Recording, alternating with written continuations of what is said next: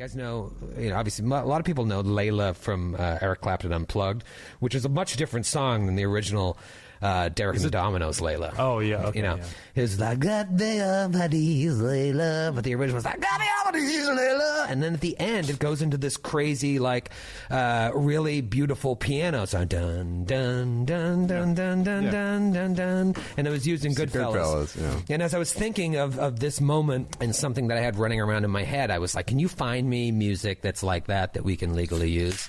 And you found something, right? Mm-hmm. All right, so just as you're traveling through the drift and each of you are experiencing different things, I just want you to picture this series of images. This is Really crank it up. Let's really get it in our phones. We're outside of some random electronics hybrid tech store. Plasma and hollow screens fill the windows. It's nighttime, but the glow of the gear inside is casting a neon blue glow on the sidewalk.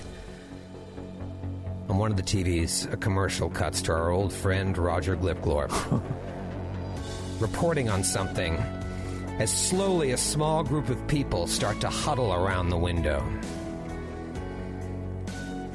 We cut from there and we see the backs of two burly Vesks walking down a hallway. Oh, no! They come to a door and it swooshes open. Our view pans around and we see that the Vesks are identical and terrifying looking. They step forward and one of them says, "Mr. Hush, we've tracked down the rat. Our friends over there tell us he's leaving Eox and heading into the vast for some system called Nagior." Slowly, their view pans around, and you see a gnome. What? He's wearing purple and black round John Lennon glasses, but they wrap around his head like welding glasses. Shocks of dark, multicolored hair greased back over his scalp. He looks at the twin Vesks and says, "Perhaps it's time we pay the doctor a visit." From there, we see a line of people having their IDs checked by transit authority. Starships large and small are taking off in the background out of docking bays identical to Docking Bay 94. Oh, yeah. Oh, 94. We close in on a young woman, tan skin, tall, muscular build with a shaved head and icy cold blue eyes. She hands her ID to the transit officer. Close up on the ID, it reads, Linnea Donovan. Whoa, oh my God. The agent looks at the ID. Says you're headed for the vast. What? The young woman nods. The agent stares at her for a second.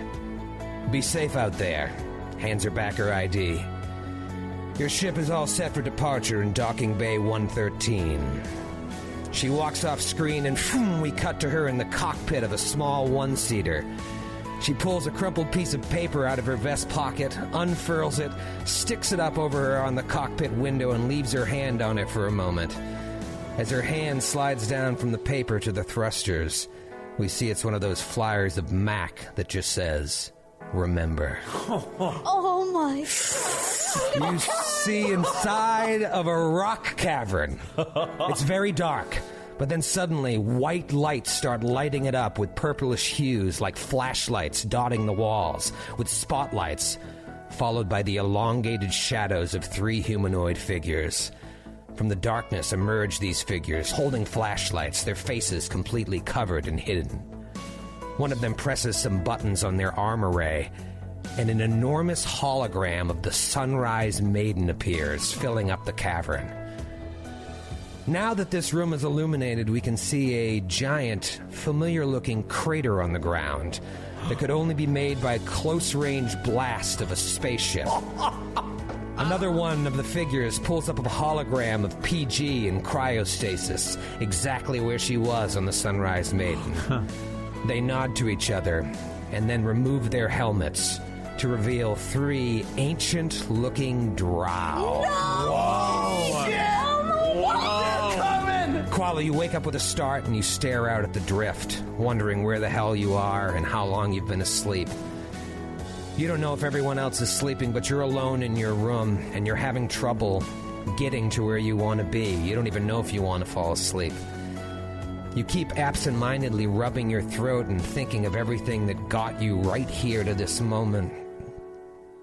And then you feel like you're going to fall asleep. But just as you do, you hear a sound.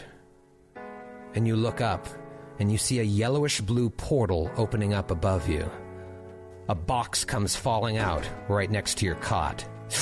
The portal disappears. You pick up the box, and on it, in common, it says, "For Koala." You look around to make sure no one else saw this. You look at the box with trembling hands and think to yourself, not again. What the fuck? What is this? Kreska, you're having trouble sleeping, so you head out to the bridge. You're alone there now. It's on autopilot. Looking out ahead, you feel like you see nothing and everything all at the same time. You sit in the captain's chair for a moment, then just look out at the blankness in front of you. And it just flashes back to that moment where Mac was incinerated, then back to you, now closer on your face, looking out at the inky blackness. Then you see in your mind's eye Mei Shun being dissolved in acid, back to you, close up on your eyes, glassy and hardened. And then as you're sitting there, Howie lights up.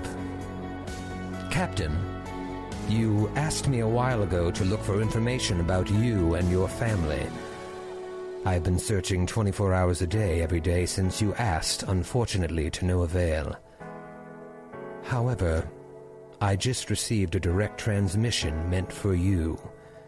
It's from someone claiming to be your family." We're now back outside this electronics store. More people have gathered now to listen in. Roger Glipglorp is sitting there behind a news desk. "Reports have finally started to come in about the whereabouts of the Drift Rock 5. It cuts to a shot of the five of you standing outside the Necrograft factory. Maybe a security camera shot that was sold for top dollar.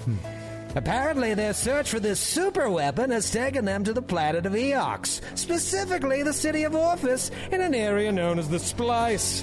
What they are doing there on the planet of the dead and where that will take them next, no one quite knows.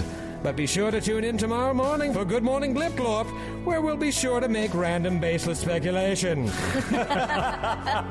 And then that shot closes in on the image of Dr. Friss, Qualo, PG, Kreska, and then finally Dax on all of these TVs in this electronics store window.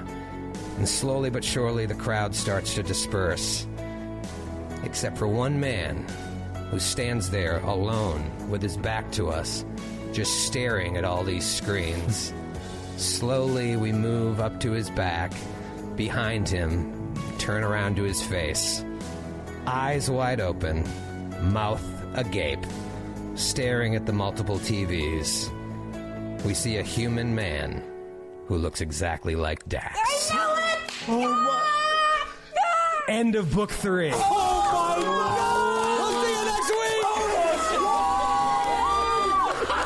Oh my god!